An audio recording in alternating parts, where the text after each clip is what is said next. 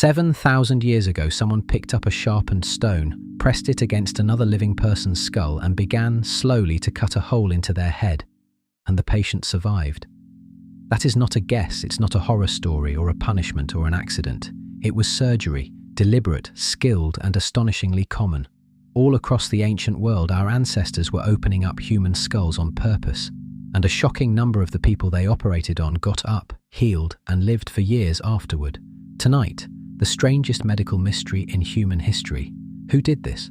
How did anyone survive it, thousands of years before antibiotics or anesthetic?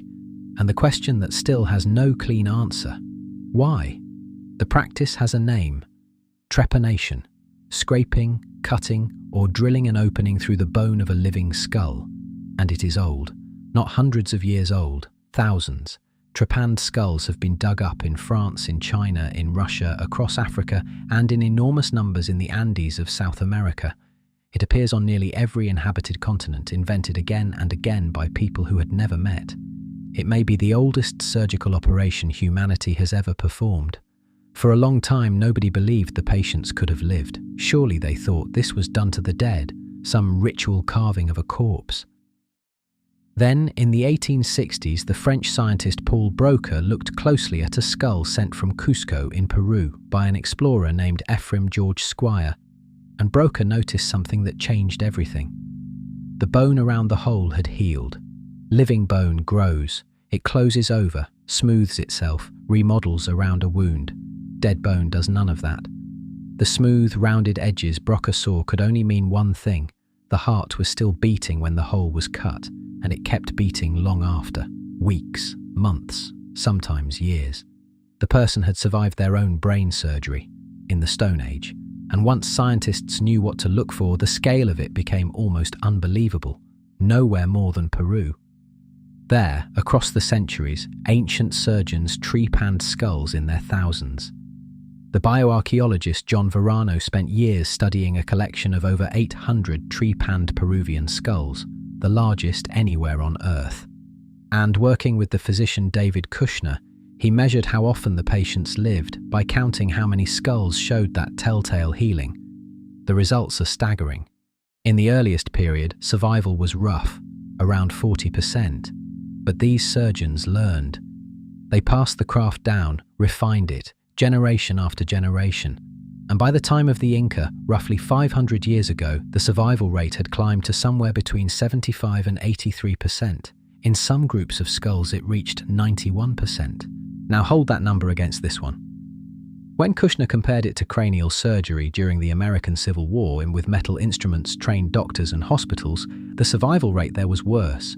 Roughly half of those patients died, which means a surgeon in the Andes working with a blade of obsidian and no idea what a germ was gave you a better chance of walking away than a battlefield surgeon 3 centuries later.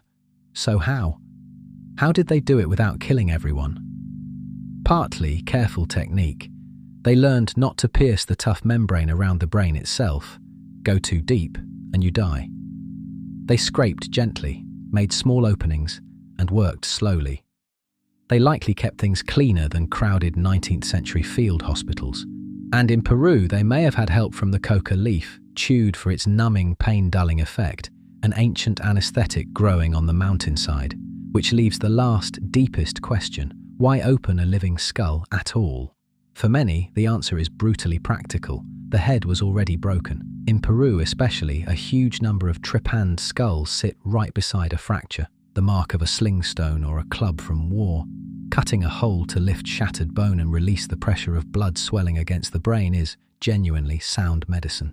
It can save a life. They seem to have worked that out on their own. But not all of them show any injury at all. Some skulls were opened with no fracture, no obvious wound, for reasons that died with the people who understood them.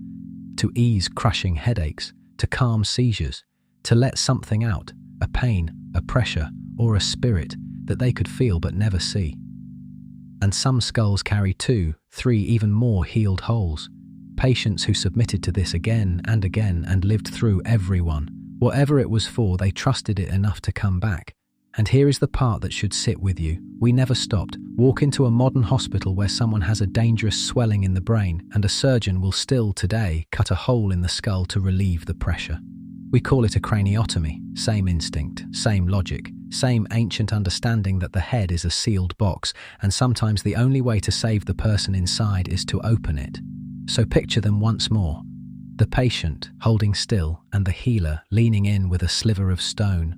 Two people, thousands of years ago, both astonishingly brave, reaching into the most fragile place in the human body in the dark of history, and, more often than not, bringing the other one back.